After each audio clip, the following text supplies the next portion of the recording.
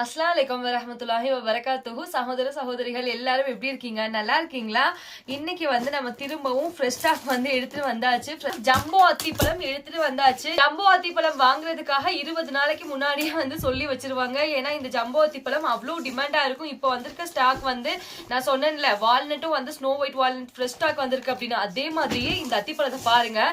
பாத்தீங்க அப்படின்னா உங்களுக்கே தெரியும், சரியான ஃப்ரெஷ் ஸ்டாக்குங்க. ஜம்போ அத்திப்பழம் ஃபுல்லா வந்து ட்ரை பண்ணதா. ஆனாலும் நிறைய நண்பர்கள் என்ன கேக்குறாங்கன்னா, அக்கா இது சாப்பிடும் போது அவ்வளோ டேஸ்டா இருக்கு, ஹார்டாலாம் இல்ல. சில இந்த சின்ன அத்திப்பழம் இருக்கும்ல, அது சாப்பிடும் போது நயல் நறுங்கலுமா இருக்கும். ஆனா இந்த அத்திப்பழம் மரத்துல இருந்து பறிச்சு சாப்பிடுற மாதிரி இருக்கு அப்படின்னு வந்து சொல்லுவாங்க. அந்த அளவுக்கு ஃப்ரெஷ்ஷா இருக்கும். 20 நாளைக்கு முன்னாடி சொல்லி வச்சிருக்காங்க. அவங்க எல்லாத்துக்குமே வந்து இன்னைக்கு பேக்கிங் ஒர்க் வந்து இருக்குங்க. இந்த ஜம்போ அத்திப்பழம் வேணும் அப்படின்னா ஸ்கிரீன்ல இருக்கக்கூடிய வாட்ஸ்அப் நம்பரை கான்டாக்ட் பண்ணுங்க. தேங்க்ஸ் ஃபார் வாட்சிங். Thank you so much and take care.